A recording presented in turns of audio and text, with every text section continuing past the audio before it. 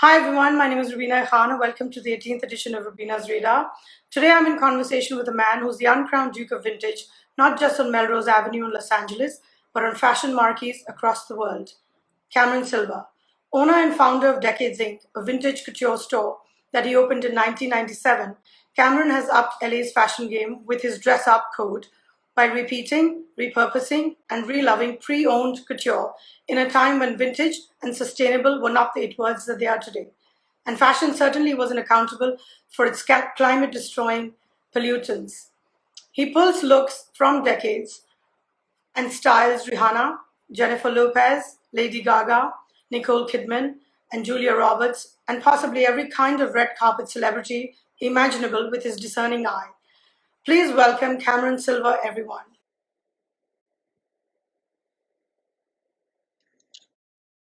Good Good morning. morning, Cameron. Well, good evening to you. You have a busy day ahead. You have your pop-up at Fred Segal today. Yes, I will be heading to Fred Segal shortly. After I finish this incredible interview we're about to do. Thank you. And Cameron, everyone doesn't know in India, but you're hosting this pop-up at Fred Segal, but you used to work at Fred Segal as a teenage boy of 18. Yes, actually, even I think a little bit younger when I was in high school at Beverly Hills High School.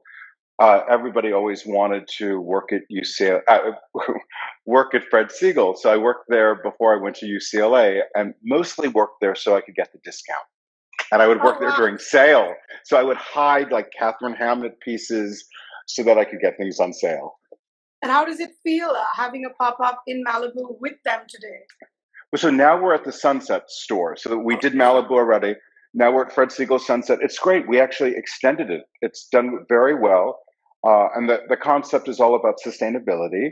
And I know you're in India, so I'm actually wearing a Harago, an Indian brand that's available in our pop-up. Here, I'll back up a little bit. Yeah, no, it's fantastic. We're having a really good time. And the most pleasurable thing is working with the staff there because they're young. They're like me when I was their age. So I love hanging out with all the young people. So, given you're the OG vintage, popularizer, are you showing only vintage or also contemporary, as I assume, because you're showing Indian?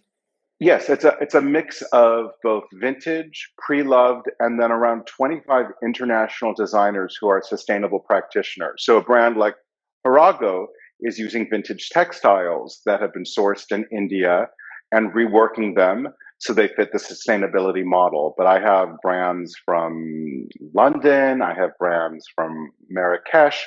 Everybody's sort of sensitive to the fact of creating new things from old things. Right. So you were, you started out studying theater arts at UCLA, and then you became a cabaret singer, which I find fantastic and so intoxicating and exotic. And then you turned to becoming a couture collector. So how did you go from cabaret Cameron to couture Cameron? Well, it's basically the same thing. I used to recycle old songs, and now I recycle old clothes. So it's very, very similar, and it's all about performance. And All theatrics. theater, all theater, all retail is theater. So that's really what I'm doing. It's just a variation, and quite often when I work with students in university settings who are design or textile majors or want to be creative directors, I say take acting classes, take improv classes. All of that prepares the individual for the theater of the store or the theater. This is theater, what we're doing right now. It's a performance. And a successful entrepreneur knows how to convey his or her aesthetic and design. So what I find interesting is that you named your vintage store decadesinc, thinking you'd only run for a decade tops. Yes. And now it's been 24 years and counting. Yes, I had no idea this would keep going. I mean, there's never been a year like last year. So I think almost anyone in this industry was like, are we going to make it? And fortunately we have.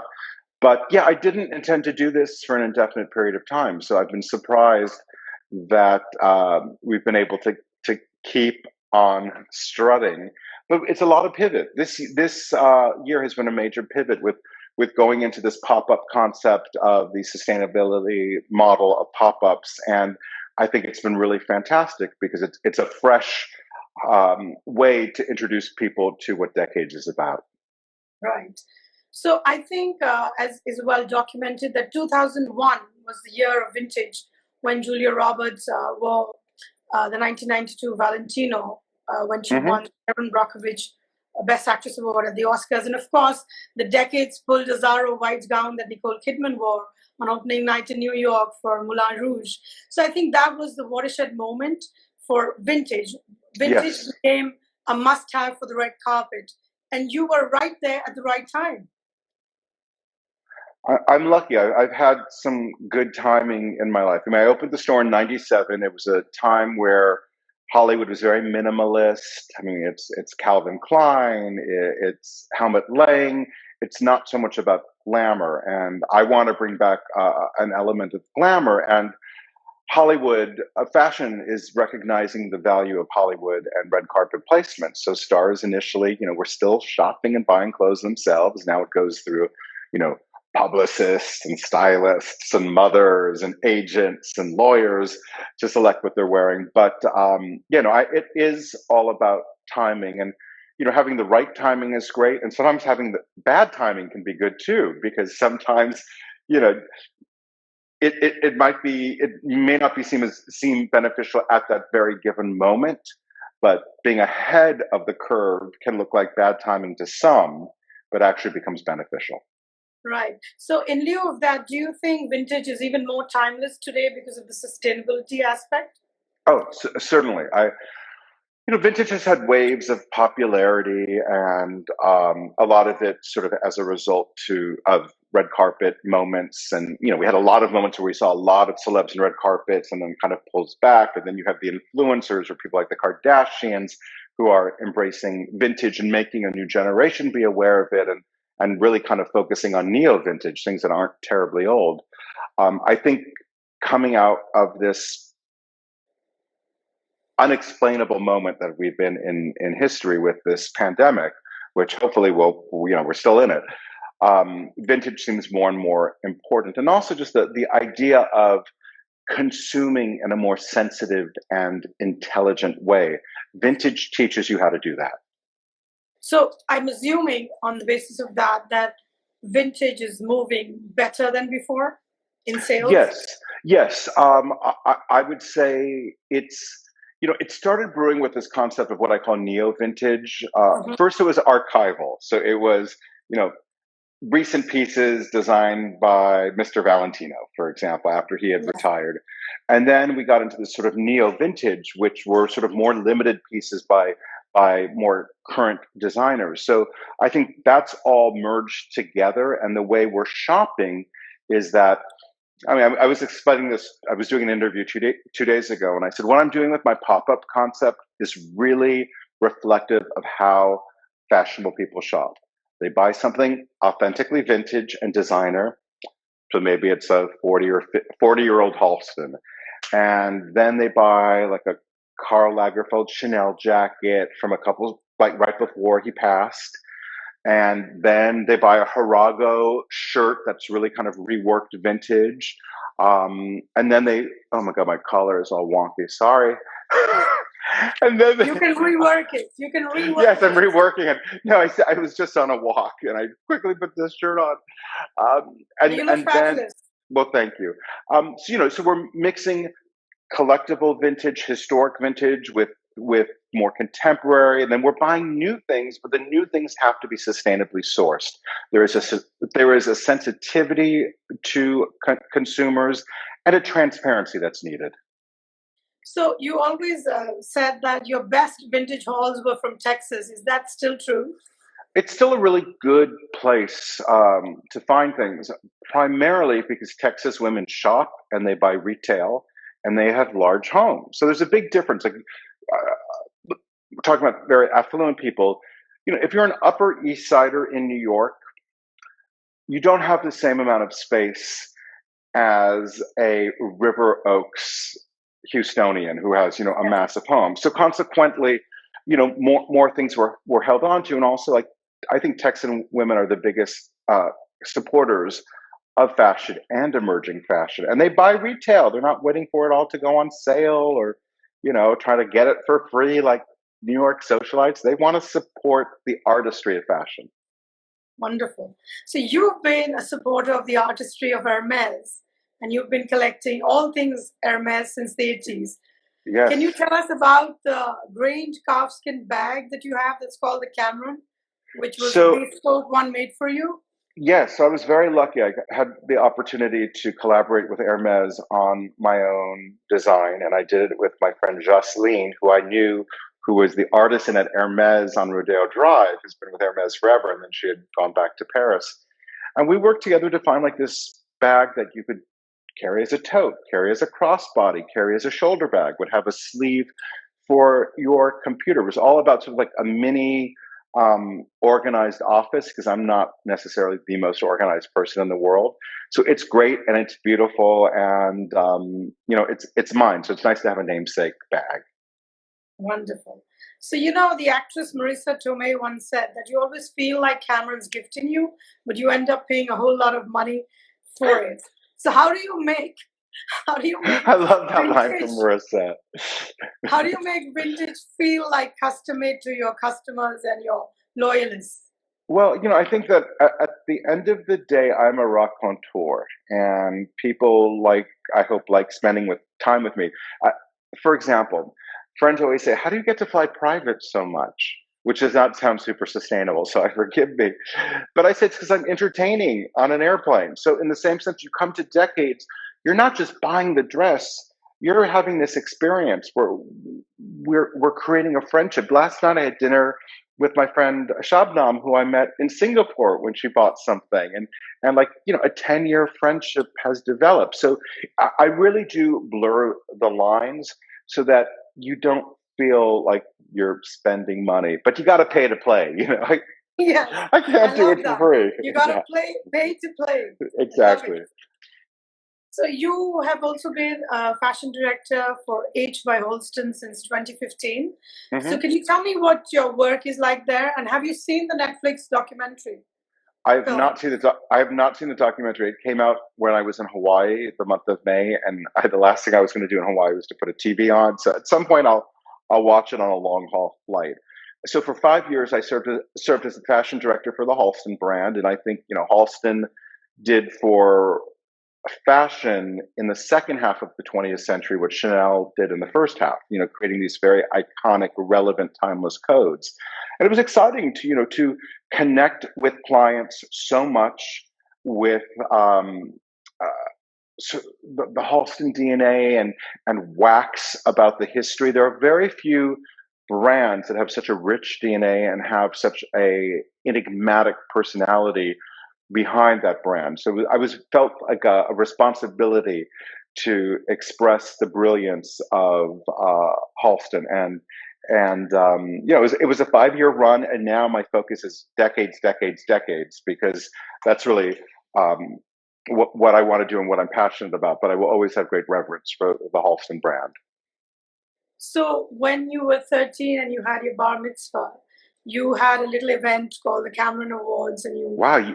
By the way, you've really done your homework. Thank you. So you gave out the Oscars to all your guests, and of course you entertained them. Yes. So from that time to actually women and men wearing, Decades Couture to the Oscars, to starring in your own reality series, The Dukes of Melrose and Bravo. I mean, how does it all feel? Like there's so much history that you have lent into fashion. It is. I mean, objectively, it's always very difficult. I may have accomplished to the outside world a lot. Maybe internally, I feel like I failed in many, many ways. I mean, that's just I think what driven people like myself have. But sometimes I'll reflect and go wow, that's pretty cool. I have made a mark, but I hope there are many more marks to make. It's sort of like when I walk my dog Gary. He's tinkling everywhere, making his mark. I hope there's a lot of more marks for me to make. So at that point, you don't feel like one of the most 25 Okay, I'm spilling on the sentence. Sorry. One of the 25 most influential faces of fashion that Time magazine, bestowed upon you the honor. So that's the moment when Gary does not let you feel like that. No. I mean, I keep it real, and that was a great honor to have, and I thought it was an elaborate practical joke. That when the whole thing happened, I've always, yes, because I thought somebody had like created a fake phone number because I got this message saying we want you to be in this feature, Time magazine. I was like, who got this like fake British phone number for me to call? It was all legit. I think I'm driven, and there's a lot of other things. There's a lot of things I thought I would have achieved by now, which I haven't. And I always, I love working with students, and I always say like, it doesn't get better, it gets harder, but hopefully we get better. So indeed. So your book, Decades, A Century of Fashion. Oh yeah, I should have a copy around here. I don't know. I should have it like, normally I have it like right here. I don't have a copy, but I intend to get one. Oh yeah, so, I have to come do a book signing in India. It's like, I would love. You must. You must. I would, because I would love to go there during one of the fashion weeks in the future. So let's make that happen. Yes, and so I found that astonishing that the book sold out in 48 hours of hitting the shelves. Yes. And then you're in your third reprint now? Yes, I'm in the third printing. The first printing, everybody was shocked. I mean, it just like 48 hours, it was off the shelves. So then they did a very large second printing and it sold out. And now there's a smaller third printing. So let's hope for a fourth printing. Maybe if I go to India, we get to do it. But the book's practically 10 years old. The book is all about timeless fashion, so it's hardly anachronistic. But I continue to promote the book around the world. I'm giving a speech in Denver at the end of August, right before I go to Italy, all related to the book. But I want to know, how did you source the photographs? It must have been the hardest part. It was, let me tell anybody who thinks it's fun, like coffee table books are easy, they're the hardest thing to do because, I was given a challenge by Bloomsbury. They said, this is Bloomsbury, we publish important books, and this needs to become a classic book. So it was about a 5-year process from book deal to actual publication. And I worked with a wonderful collaborator, Rebecca de Liberto, on the text of the book and had great photography research. I mean, we spent 5 years. And I wanted to have photos that were not ubiquitous. Of course, I needed to have some photos that were familiar, but it's very complicated because there's actual text for each decade of the 20th century. So although the book is beautiful and it's great to put on a coffee table, you can actually read it. And I'm always thrilled when I'm, at a university like Indiana University, Bloomington, and like, oh, we use your book. It's a textbook for us. So that's always a nice thing. I thought so. It sounds like that. So you love everything vintage. You sell vintage couture, which looks modernist. What is the most modern aspect of Cameron? Wow. Most modern aspect of me. That's really a good question. That's a very like Charlie Rose kind of question. And speaking of Charlie Rose, he interviewed me when my book first came out on CBS this morning.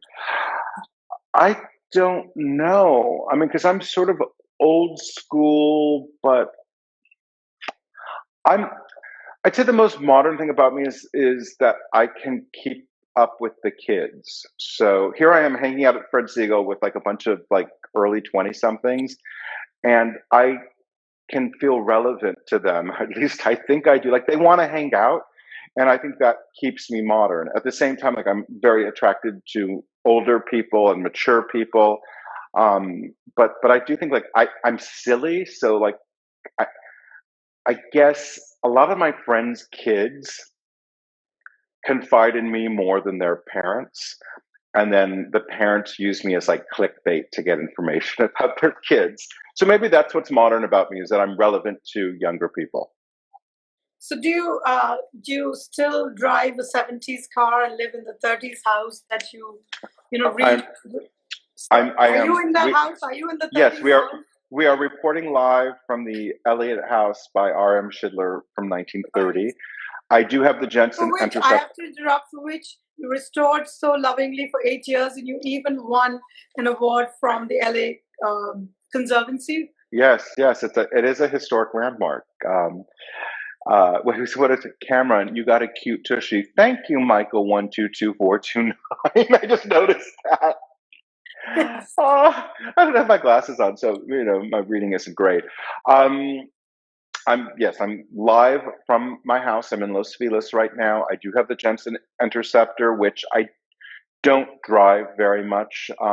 As a matter of fact, right now I'm driving my father's, who passed away, his unfortunate Lexus, which is not in great shape because I don't live, I don't know where I live. I'm traveling so much right now. So in about 4 days, I leave for about 2.5 months. So, but there's always something a little vintage with me. I mean, there's always something vintage on me. And in this case, it's the Herigo shirt. So I'm very sorry to hear about your father's passing last year. Thank you. And you drove a Land Rover when you were in your 20s, and it had a number plate called Crooner, Oh, yeah. misspelled Crooner. Yes. Can you please tell me what is your number plate today? Is it Couture? No, I mean, it's like my dad's, I think is 2JBS. His name was Jack Barry Silver. Prior to that, I did not have a customized plate, but I was crooner because I was a singer and I did an album that came out in the mid 90s. I'm old. A new vintage. Yeah, Lauren, I need a necklace that says, well, this is my friend Lauren. I don't have her necklace on right now. Oh, I've got her Bima bracelet on right now, who does freshwater pearl jewelry that I love. And so we're going to do something that says candid for my candid camera and stuff. But yeah, I don't really have like a real car right now. I'm sort of like this Bedouin living out of some suitcases. No, there's no desert. I mean, you do have a little bit of a desert in Vegas, but I think you're more like a vaudeville. Maybe, but I very much, when I went to Saudi Arabia, I so acclimated to the culture that everyone's like, we know you've got Bedouin blood. You've got to have a little Arab blood. So I'm hoping to go back to Saudi possibly in October. I'm a big believer. I mean, a lot of what I've tried to do with my store is to be like the United Nations of fashion because, food can bring us together. The arts can bring us together, like the theater or visual arts, and so can fashion. So I'm hoping to continue that. That's what we've got to get me to India. We've got to find a sponsor. Yes, indeed, indeed. So what's the fashion brand that you saw the most at home when you were growing up in your parents' home in Beverly Hills? Well, because you obviously saw fashion everywhere. Yes, as a kid. How could you escape it? I grew up in Beverly Hills. Roger Moore was our neighbor. The great, yes, the late great Roger Moore. Wait, Roger Moore's still alive. Sorry, Sean Connery passed away. I wore a lot of polo shirts in the early 80s. Benetton. The most from Saks. Yes, God, yes. It's like she had to buy one every time we went there. I mean, but they were like, $20 or $30 back then. As I got more into the mid 80s and more aware of fashion, it was British fashion that was interesting to me. So I loved Catherine Hamnett. I also liked, the Japanese. So I had some Yoji and Calm and Miyake, and always loved Gautier and Mugler. I mean, some of the pieces I still have. I haven't held on to everything. But I'm sure you can find some hideous photos of me in a lavender Mugler jacket with like white skinny Catherine Hamnett pants and little Stefan Killian, like little booties. But, it was expressing oneself. It was fun.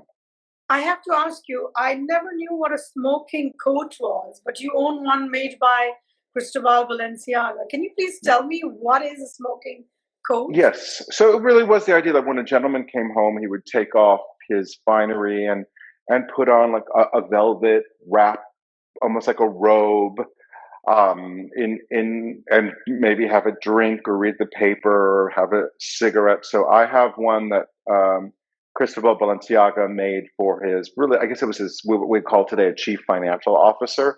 It's probably one of the most rare pieces I have. I don't think there are very many men's Balenciaga couture pieces. and I had to splurge and have it. And yeah, I've worn it like once or twice. I've worn it to like a Dolce & Gabbana Alta Moda, because when I go to the Dolce events, I either wear all Dolce or, mix it up with some vintage. So, what brand or brands today do you think hold great value for the vintage couture sales? Well, I'd say brands that have good resale value are ones that do not become that available at decades. So as far as current brands that people are holding on to, that's always, I think, like a good indicator that, okay, this brand is hot because you don't get it.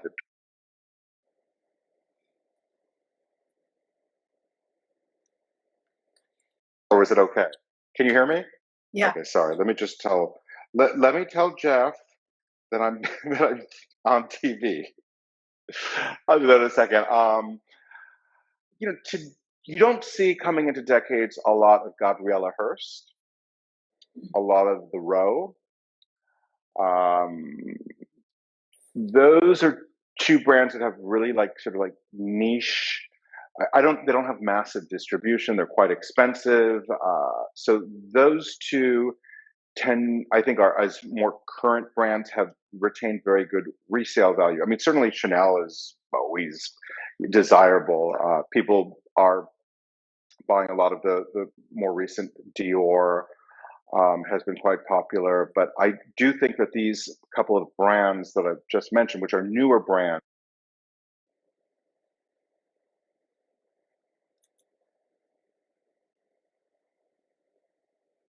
There, did I lose you? Yeah, no, Again, I'm just, sorry. I no. put the do not disturb thing, but Oh, it's not helping. So I mean, I think a lot of sometimes, like, as far as luxury brands, those two I think have. I'm not saying the Row has a lot of potential collectability, like there's going to be a Row exhibition, but it has a resale value because it's just not ubiquitous. It's not everywhere. And the same thing with Gabriella Hearst. I think her clothes are beautiful. If I were a woman, I'd want to wear it. Um, and I like her men's stuff, but it's really expensive. so where do you think Fashion Week stand today? And do you think runway shows will continue to wield the clout they had, or are they going to Oh, go into sort of redundancy? no, I think it's like fashion shows matter, and their theater and brick and mortar matters. All of these things that we were saying at the beginning of the pandemic, like, it's over. There's going to be no more storefronts. You'll never have an in-person fashion show again. It's just going to be e-com. We're never going to put on real clothes. We're just going to wear sweats for the rest of our lives. All of that is finished. That's all BS. Brick and mortar has never been more relevant. An in-person fashion show, we're seeing it return. I mean, I'm going at the end of August to Venice for Dolce & Gabbana's Alta Moda. I mean, it's spectacular. So it matters. It's, again, it goes back to the storytelling. You cannot replicate all of these things virtually. So I think it's coming back. So I've heard you obviously never speak ill of anybody, I but try not to. yeah, but I want to know, have you ever had a styling nightmare? Oh, I've had moments where sometimes I have to just say, I know what I'm doing, and I try to do it in a very Switzerland kind of way. But yes, I mean, sometimes if somebody has engaged me as their stylist and they don't listen, or they're objecting to everything I do, I'm like, well, why are you paying me? In general, that very rarely happens. And even at the store, sometimes if someone comes in and they may not realize, okay, I'm the guy who actually owns the store. You have my book, blah blah blah, because I've got curly hair now instead of the straight hair. Um, I'll just say, like, my only interest is in making you look good. Like, I'm really like a professional at this. So sometimes I have to be a little slightly more aggressive, but it doesn't happen very much. And I think most people, prefer to come to Decades or an independent store and have an interaction with the owner of a store, because we kind of don't have an agenda. So Right. there's value in that. Have you ever had an occasion where one of your pulls went wrong on the red carpet? I don't think so.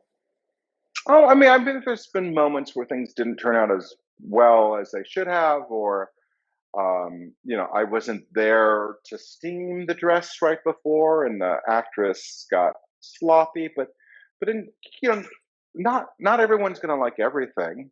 So sometimes I think, oh my God, we've like nailed it, and some people don't like it, and some people I think, God, this was good, but people think it's spectacular. It's just, it's the curse of public opinion.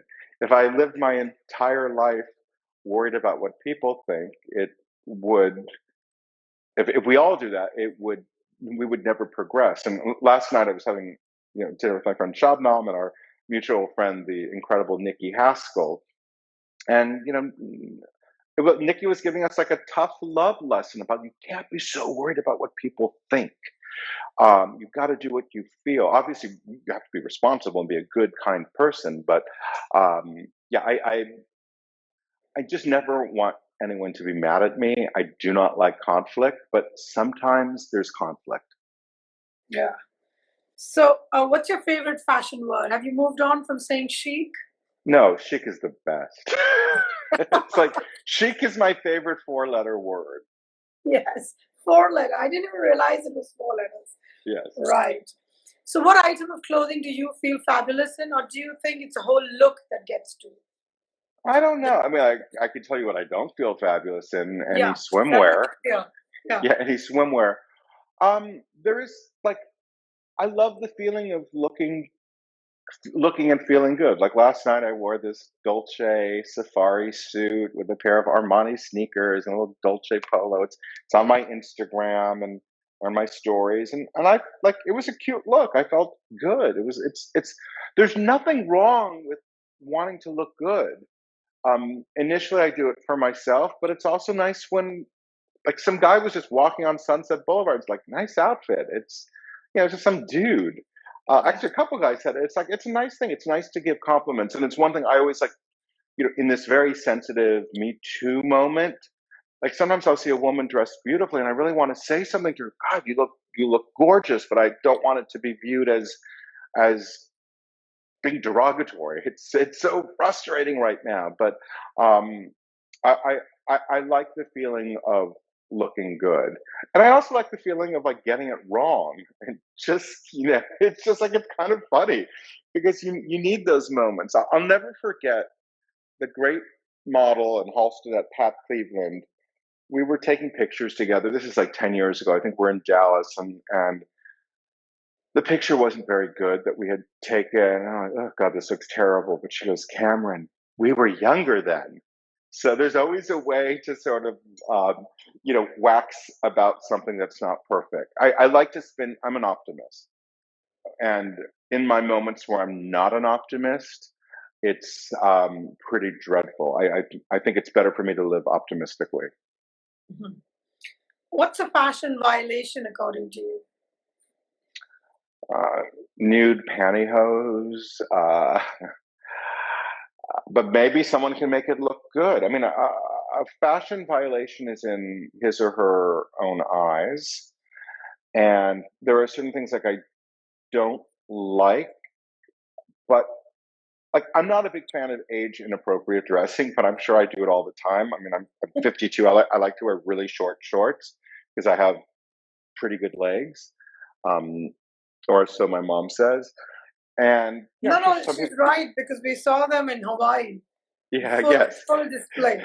Yes, so it's one of these things where it what I may call a violation might be viewed as gorgeous to others. And what's very Right. interesting is like there's been this modest moment that is brewing in fashion, um, where it almost looks like granny dresses coming back. And I was looking at Fred Siegel like, oh my God, this top, it's like a bad version of Laura Ashley. Like I may not like it, but you put it on some 17-year-old and it's kind of sexy. So um, some violations are actually like Oscars for Cool. others. Yeah. Yeah. Who is your style icon for the ages? As far I as know you have many, but the one. I mean, for male or female, I mean, You can choose.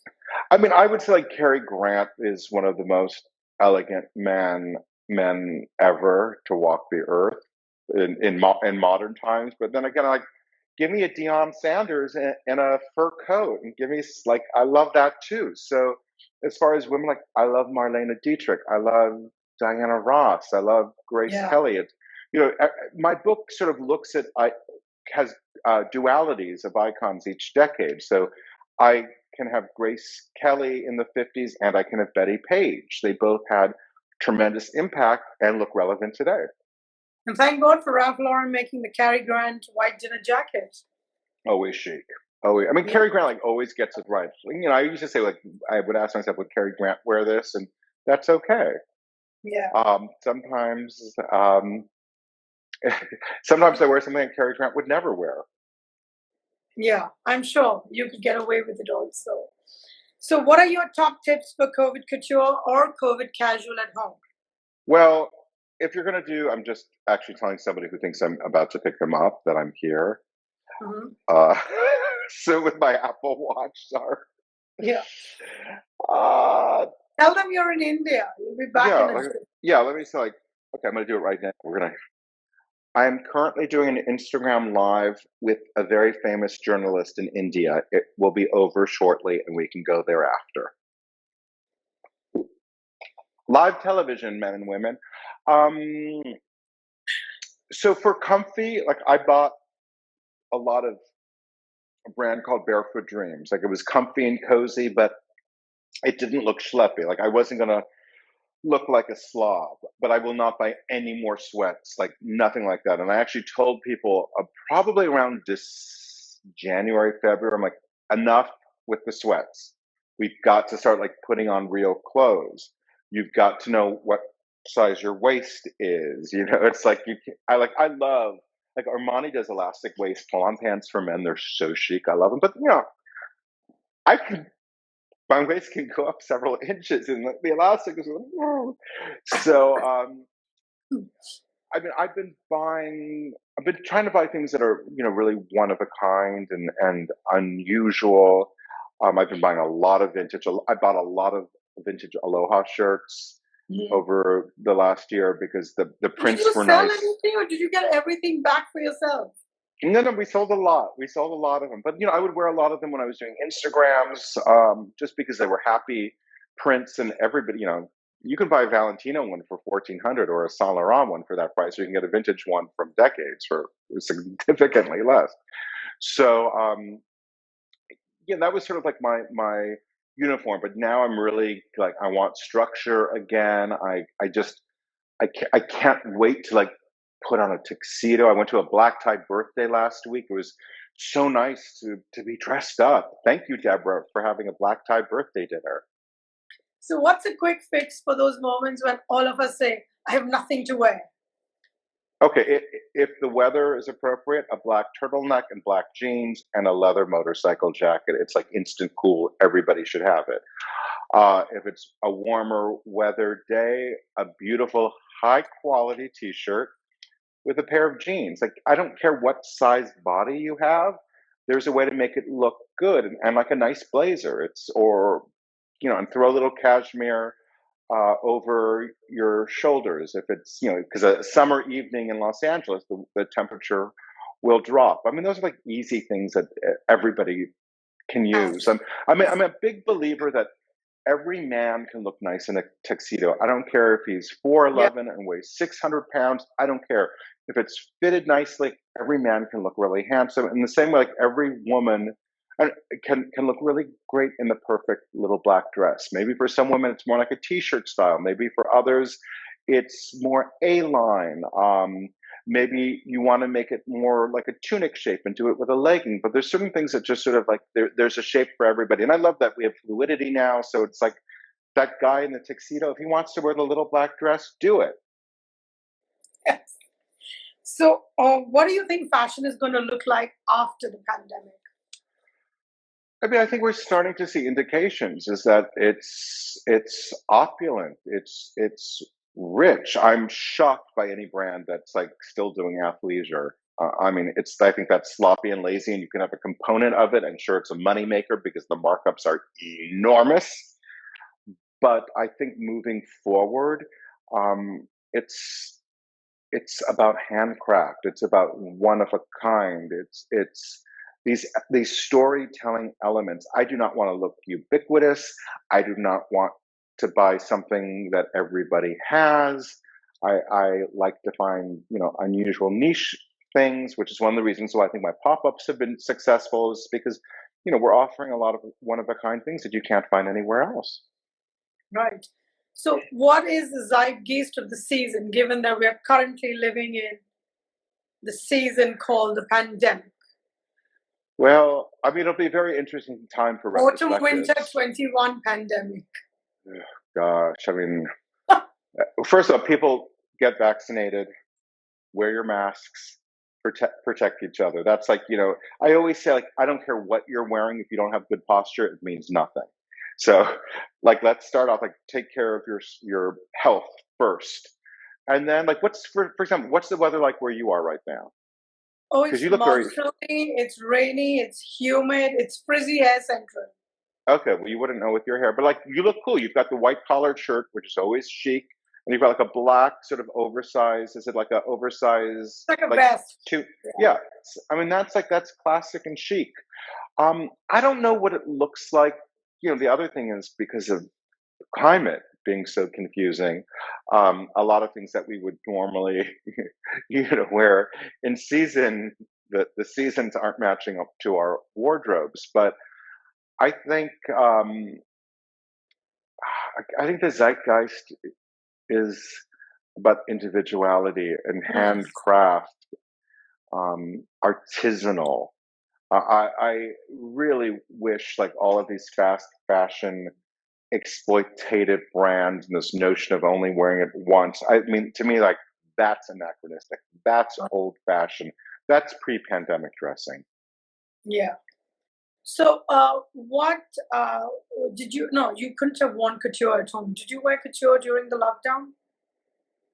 I mean, I dressed up sometimes when I did my Instagram lives, but in general, I've only recently started dressing up again.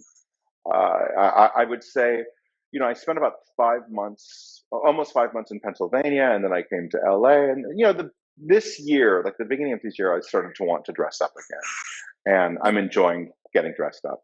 It feels like we all want to stand upright again instead of just lying down. Well, yes, and it's like, what's it like? Are people going out in India? Can you go out to eat? I mean, how strict is it? Because I know you were hit so hard. It is opened, it's like the Americas. Different states have different rules. So yes, it's partially open, but because obviously our population is so large, 1.3 billion and counting, perhaps there are more babies made during the lockdown. So maybe the population's gone up. So to vaccinate that larger country it's going to take time. So the vaccinations full drive. So once it's all done, I guess, then we'd have some semblance of just being what we used to be, sort of, Yeah, I mean, it's interesting, and I've been to New York twice in the last 6 weeks, and it feels pretty normal. LA, we're wearing masks indoors. Some people hate it, but it's like, get over it. It's and that's my thing. It's like, this is not just about you. It's about everybody. It's about everybody. But restaurants are open, stores are open. I mean, Fred Siegel is busy, but everybody wears a mask. And we'll see. Texas is a little bit different. Nobody has to wear a mask. Colorado, you don't have to wear a mask in stores, but they have higher vaccination rates in some parts of the country. I was in Alabama. Nobody wears a mask, but a lot of the things I've been going to are all outdoors. So we've learned to sort of, I think, after, like, at least in my case, after the sort of depression and shock of last year, like the kind of 9 months of absolutely, I felt like I had no hope. Finally started to have the hope and realize, so life goes on, and hopefully we never experience this again in our lifetimes. And I hope younger people will have learned from this that science matters. So you have been popularizing, timeless couture, and you've always said it's chic to repeat since the 90s. So what do you have to say to the new vintage and sustainability activists and converts? Listen, bring them on. Like, more people to sort of to promote this notion and sensitivity. The more, the better. I am thrilled that young people really just want to wear vintage. Anything that gets people to convert away from disposable fashion. I have no issue with fast fashion. I think it should be as produced as sustainably as possible, but I think we need to have affordable clothing. But I don't think it should be disposable. So that's the thing, that if we can keep spreading the it's chic to repeat word and having things have a longer gestation in our wardrobes. I think one of the things that's such a cop out is like, oh, I can buy this and sell it on Vestiaire or the Real. That's not sustainability. Sustainability is how it lives within your closet. And then at a certain point, it becomes a hand me up. But have it last in your wardrobe, because all of this stuff takes energy. Shipping all of this stuff, and doing an Instagram where we're using energy to, hopefully we're using it in a positive way to educate and have people have conversations about the way they consume and shopping and fashion. But let's enjoy what we have. To quote you, the best new clothes are the old clothes. Yes, it's so funny. That somebody just sent me an email who's starting a clothing exchange in England and said that, and also quoted me. I said, if it's in fashion, it's already old, because that's in my book also. So I love that quote. People, it's saved with people. Yeah. So what is the first thing you do in the morning and the last thing at night? First thing in the morning. Yeah, I'm a morning person. So I was up probably around 5:30 making coffee, fed the dog at 6. Spend some time being vacuous on the internet, and then I like to do something physical, whether it's just taking the dog for a walk. But I can wake up and start the day and get out and do stuff. That's not a problem. But I do like a little bit of I like that morning alone time a lot. When are you at your happiest? I'm at my happiest seeing a great piece of theater or any kind of performance. That's whether or not you believe in a higher power or God or Buddha, whatever it is for you. I think seeing somebody live in an audience with people and it blows you away, that gives me it's visceral for me. So it makes me happy, but it also gets me connected emotionally. Mm-hmm. So what can you not resist in life? Hunting down vintage? No, carbs. You can't put a plate of French fries in front of me and think I'm not going to have some. That's for you, Amber Sakai. You made us order French fries the other night at dinner. It's I can't stop. Okay, that's so cute. So you used to do 20 trunk shows in a year pre-pandemic. Yes. So how have you pivoted to your pop-ups? Because I loved you getting fabulous every afternoon in Hawaii at the Mona Lani Auberge, getting laid in your couture cocktail and selling fantastic clothes. And now you're off to Nantucket in Colorado. Yes. So right now, there's so much going on. Right now, it's Fred Segal Sunset, then it's Nantucket, then it's Hamptons, then it's Denver, then I have a little break, and then I do a Texas tour, Asheville. I'm doing more than 20 a year. It might be like 25 or 30, but it's also it's survival. We need to got to make money. It's right. I have to go to where the people are. Yes. Wendy misses Aloha Cameron. Well, Wendy, can we film a Candid Cameron today at Fred Segal? Wendy's one of my star producers. She's a Never been By nominated for an Emmy. Wednesday. Yeah, she's a never been nominated for an Emmy producer. So, So I have something to say. You need to score some Indian couture now, because I think oh, it'll be a I would love it. magnificent addition to Decades. I would love that. I would love to get. First of all, I mean, I love. Do you know of any Indian designers? I mean, Have I you know heard of any? them. I know of them, and I always like to go on to look at their websites, because a lot of during Fashion Week, there's a lot of men's fashion shown, and it's very Yes. embellished. Yes. Oh yeah, I would love to attend the shows and totally introduce more people to Indian designers. It's very. You think about like the Arab designers, the Lebanese designers have become very well known. Right. But we haven't had as much success having that presence of the Indian designers, who are extraordinarily talented. And India is like where everyone does their embellishments. So right. Let's get a celebration of Indian designers. Yeah, that would be so fantastic. And the day you get your hands on a vintage mask, you probably are you're the only guy who could probably get one too, from the 20s or something. Oh yeah. No, I have some cool face masks and. Really? Modernist or vintage? I have a Paco Rabanne one, but it's not really like a COVID mask, but it is a mask. Oh, okay. So more like a ball mask. Yes, exactly. So Cameron, thank you so much for your time. I look forward to seeing you again, either in India or the Americas. Or the Hamptons. Yes, or the Hamptons. You remember, I didn't think you would. Oh, I remember when we met. met. Lady Gaga and Devil's Yes, and we were at the Watermill Gala. And I remember what I wore. I wore Gautier. It was sort of a kurta. An apricot raw silk color, and it ended up in Bill Cunningham's New York Times column. So I remember. I have a picture. I'll send it to you. Please, oh my God, send me that, and let's get me to India. Yes, thank you so much, Cameron. You're welcome. Now I'm totally craving a lot of money. I hope so. I'm craving at Fred Siegel. I'm craving Indian food now. So look what you've done to me. All right, have a great day. Thank you for having me. Bye-bye. Bye.